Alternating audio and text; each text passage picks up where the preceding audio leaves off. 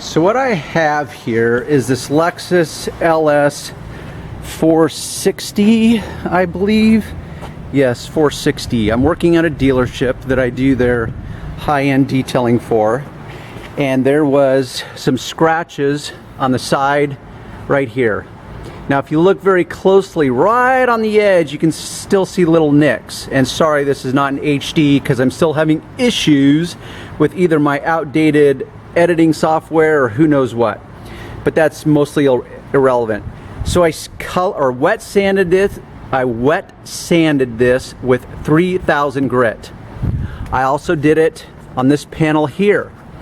There was some scratches right along here somewhere.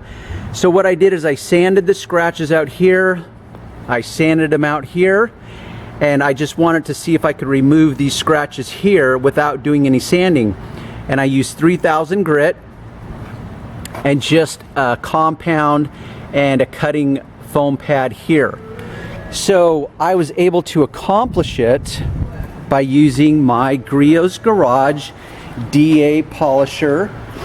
I used a foam cutting pad, and then I used a foam finishing pad on both sections. So this is my sanding disc. This goes on the random orbital. This is what I sanded with. It's 3000 grit.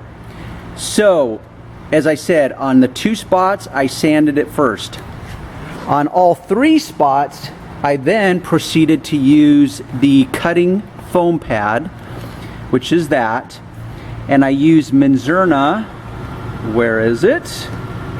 Here it is, the FG 400. It is what's called their high performance compound, and many of you know I'm very partial to Meguiar's products for just the basic reasons. They work, they're economical, they're easy to get. And I used to use Meguiar's 105 and 205, but I've absolutely fallen in love with the Menzerna products. So the FG400 is what I use, their high performance compound, to remove the sanding marks and to do paint correction on the scratches that I did not sand away first. And then I finished with their superior performance polish, which is their SF 4000. They are excellent products. And if I had to pick 2 products, it would be these 2 products to start out with. And I think that 95% of you would find that that would be sufficient, and it would take you very far down the road of auto detailing business, paint correction, whatever. Same with this Griot's Garage. If you had the money to invest, I would definitely recommend the Flex 3401 forced rotation. It's not as easy to use. It's still incredibly safe, but it will take you further down the road. It will get your results quicker than this will, or this machine will. So that's my recommendation. If you really wanted to go to the next level and do boat restoration, gel coat restoration, fiberglass, whatever you want to call it, and really cut to the chase, because this has such a slow start speed, and you can and it can get up to, like, let's see, what are the RPMs on this? 3500. Okay, that's extremely fast. I've never even used it at 3500, even on gel coat restoration.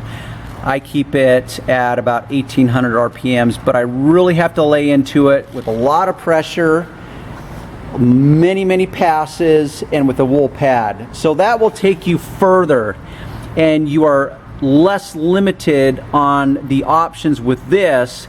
But for most of you, I really think this is the starting winning combination between this machine, the Griot's Garage, or the Flex if you have the budget. Foam pads by Lake, is it Lake Country or Lake County? Well, it's one of those. And then the Menzerna, like I pointed out.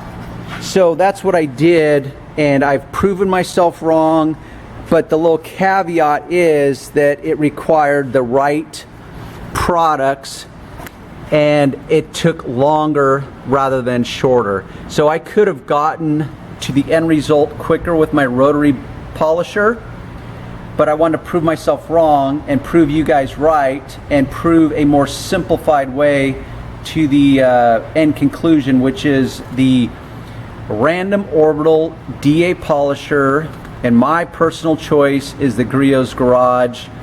Like I said, if you have the budget, go with the Flex. Okay, so there you have it. Go do your happy dance or your victory dance, and till next time.